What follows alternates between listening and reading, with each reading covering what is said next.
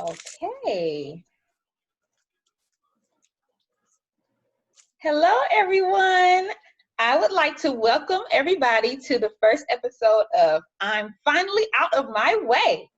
It's a talk show where we interview wonderful people who have simply, not simply, gotten out of their own way. So, I hold in my hand the culmination of 13 years worth of work, according to you. I would, however, assert that the work really began 32 years ago. Tapping Our Parental Power is the parental manual for creating academic and life success for our children. We are talking to you today, Mama Bolanle, because you have done something extraordinary in that you have, after several years of figuring it out, carved your profession out of nothing. To use a popular phrase, you turned your passions into profits. But in your case, like many others in social services, it would be safe to say that you are not doing it for or motivated by money. However, you still need to eat and live. So, again, this is our esteemed first guest, Mama Bolanle Ambonije. Please tell us, what is it that you do? I head a education and training company called U&I-RISE. Right here, U&I-RISE. It stands for Unapparencies and Intraracial Insight Sensitivity Education. We are an education and training company that solves Black American problems at school, work, and in the community. So we had our two main programs are Tapping Our Parental Power, which came first, and then most recently, Healthy School Home Connection. Okay. You want me to talk some more? Oh, no, that's great. So, because we do have to keep, for our viewers, we do have to keep this under 10 minutes. How did you arrive at the name for your for-profit, the U&I-RISE? Oh, well, because there's such a thing called interracial sensitivity training, and interracial means between the races. So I know that that's something that corporations often have to do when they've done something against, for example, Black people, and it's documented. So they have to undergo some interracial sensitivity training. Well, this intraracial, when I became familiar with the meaning of the prefix intra, meaning within the race, it fit the work that I do in African-centered education. I have a foundation in African-centered education. And so intraracial describes the work to deal with the things and conditions that make it harder for us to work together as Black people. The word unapparencies is a word that I made up.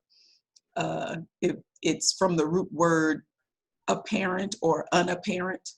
So the unapparencies are things or conditions that are not easily seen, that are hidden, that kind of thing, that are not apparent. Okay. Thank you for that. Please walk us through how you got through the journey of arriving at this system that you wanted to create. Oh, well, it started back when I was an educator in an independent African-centered school.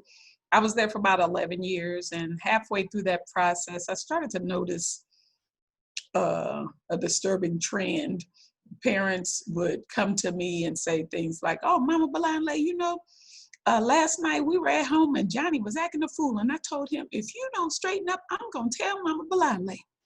And he straightened right up. And I'm looking like, but that's backwards. I'm supposed to be saying to the child in class, if you don't stop, I'm going to tell your mama, I'm going to tell your dad. And so that was the first thing I noticed, that, parents are slowly abdicating the roles of responsibility of parenthood and expecting other people to take that on. And then another thing happened. I was upset because I taught the 4, 5, and 6-year-olds. That was where I stayed, the 4, 5, and 6-year-olds. And so you could imagine that the homework was pretty easy, tracing and counting and stuff like that. Children would come in without their homework done. And so I would ask the parent, why isn't the homework done? And they'd say, oh, I can't get them to do anything.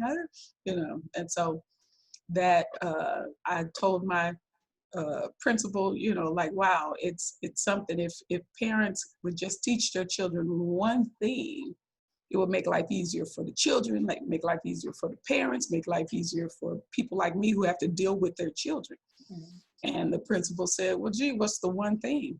And I said, if parents would teach their children how to follow their instructions, and so that was the beginning of tapping our parental power. I played around with it in my head. It bounced around in my brain for a few years before I finally decided to write the book in 2007.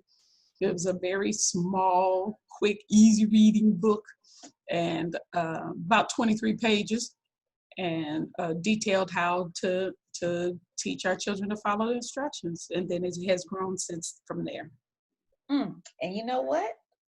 On the second part of this interview, because I realize right now, we're gonna have to do a second part. I will have that book because I have it right there on the shelf. I just don't want to run and go get it. So, oh, I have it. I just realized I have it. Give the audience a little preview, a little show. Say, here is the Tapping Our Parental Power in a nutshell. That's it. Mm-hmm. All right. So that's the precursor to this, the Tapping Our Parental Power Parenting Manual. Okay. That's right. All right. So what are some of the difficulties you have encountered that you had to push through? Okay, because you told me just now, 13 years ago, you wrote the Tapping Our Parental Power in a nutshell. So what difficulties have you encountered in these past 13 years? Oh, well, that's mainly been getting parents to actually look at it and not really parents so much. Well, that's the second hurdle. The first hurdle, because my work generally is at the intersection of parenting and schooling. So I guess you could say that I concentrate on parenting from the standpoint of preparing children to be successful in school. Mm-hmm. And so although the curriculum, Tapping Our Parental Power, is about parenting specifically, but there is a goal to it, and that is to make sure that our children have what they need, make sure that we prepare our children to be able to navigate life. And so their first interaction with that is school. So that's why I concentrate on parenting and its intersection with school. So the bulk of the contracts that I've pursued and the way I've chosen to position U&I-RISE is with schools. And so I'll be successful in getting schools to, award contracts to facilitate workshops and to hold readings and things of that nature. Mm-hmm. But then the first hurdle is to get schools to look at it and say, oh yeah, this is valuable. And then once schools say that, oh yeah, it's valuable, then they decide to have me to facilitate it for parents. But because it's an option for parents, mm-hmm. a lot of times the enrollment would be low. And that's because, human nature, people do what they have to do and what they want to do. If it's not something that parents want to do and it's not something parents have to do, then they're not going to do it.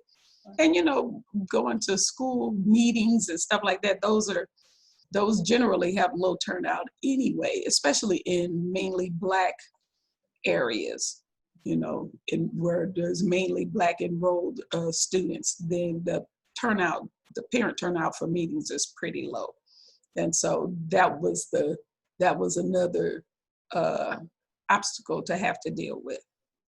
Okay. Well, I appreciate you taking the time with us today. Our time is coming to a close. What we're going to do is have part 2 of this. Because, I knew going in, I said, am I going to be able to squeeze this into 10 minutes? And I don't believe there's too much good stuff going on here. So let's wrap this up. And we'll come back. Thank you very much for having me, Mrs. Fitzgerald. Thank you.